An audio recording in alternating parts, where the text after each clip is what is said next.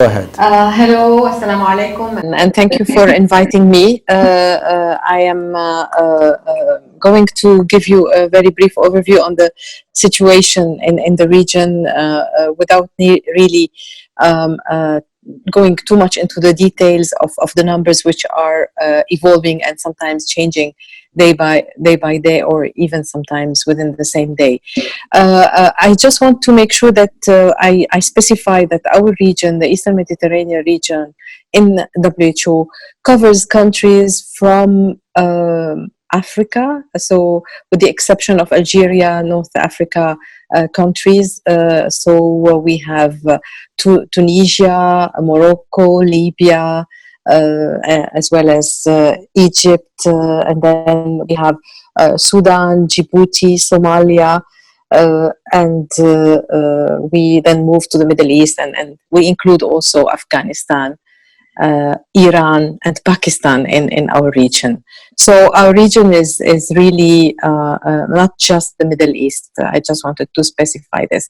In our regional overview, and the most updated one, we are not doing very bad in terms of the global number and the pandemic, in terms of numbers of cases and number of deaths.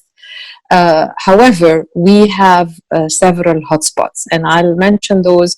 In general, if the numbers globally are more than 2 million cases, we have so far recorded in the region around 130,000 cases, and we have approximately more than 6,000 deaths. Main hotspot had been in our region, Iran, where there had been a major outbreak, and I can say that out of the 130,000, more than 80,000 are in Iran of the cases, and where the majority of deaths also lie there. Second, we have other 3 countries where we have the number of cases which are more than 5,000, and these are the Kingdom of Saudi Arabia and Pakistan, as well as UAE. The numbers, of course, in Saudi Arabia are 9,000, in Pakistan around 8,000, and in UAE more than 6,000.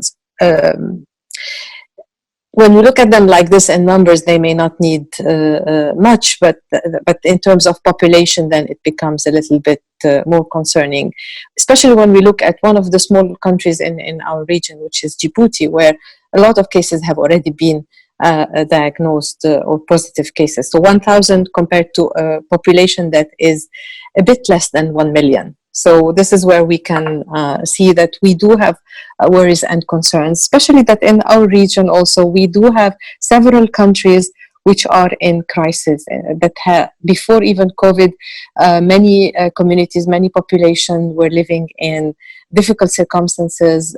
These are the countries where there is an actual conflict going on: Syria, Libya, Yemen, or have faced civil disrupts like in Sudan, and or post-conflict like in Somalia and Afghanistan. Even we call them chronic conflicts in some of these countries.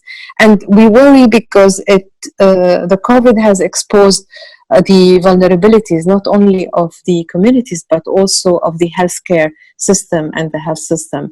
And this is where we find ourselves facing the main challenges. In many of those countries, first, the number of healthcare providers, the doctors, the nurses, the healthcare staff, is not optimal. In many of these countries, there isn't a universal health coverage approach, which means that not everybody can have access to the healthcare facilities or to the even preventive care that's needed. And this is already a major blow in those countries where you want to have some of the main messages and awareness pass through. We don't have enough healthcare facilities, or in some of those, they have been destroyed or completely abandoned due to several factors. So the challenges from that perspective is what has been driving the response in many of those situations.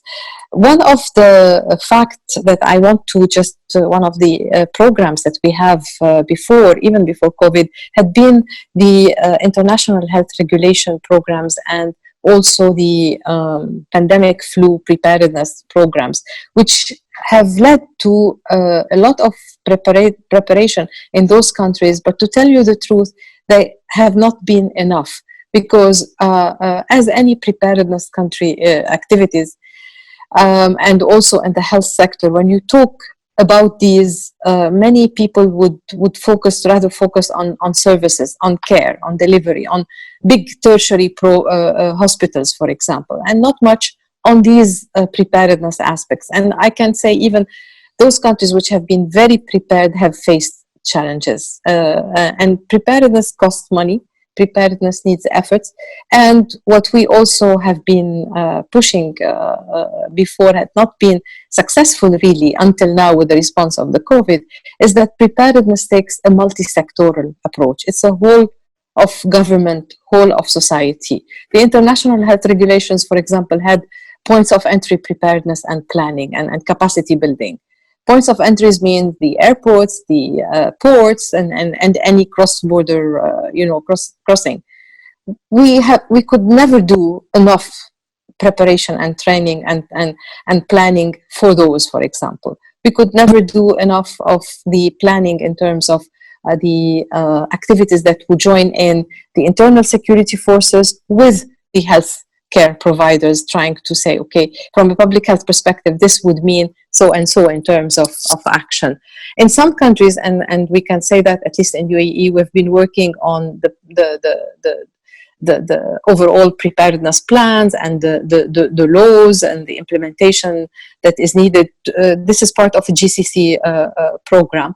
And so we have had at least some good and best practices to be reported. Actually, the worry is also that we don't have a cure, we don't have a vaccine. We can come up with a lot of hypotheses, but in order to recommend something that could be used as medicines or as a vaccine will take concerted effort with all the scientists that are involved in many of the countries. We encourage countries to register for the research solidarity trials and unity trials, we call them, because if it works in one place, we may not be able to replicate it in another without knowing that.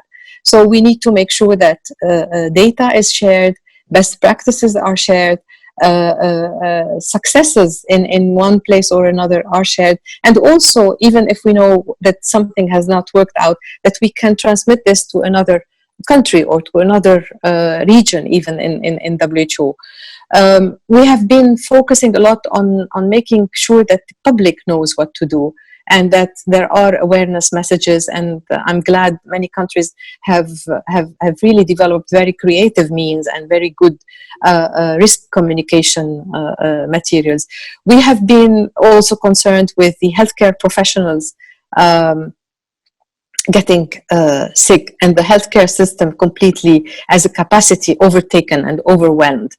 When we look at numbers, and there are a lot of countries which have done modeling, and we are working also with several of them to look at those models and to project in the future, we are always worried that first, the healthcare system gets overwhelmed and cannot even take care of the regular child that needs immunization, or of the woman that needs to deliver, or the patients who have who need their hypertension medicines and diabetes medicines and so on, the cancer patients. So we are worried about the system completely collapsing.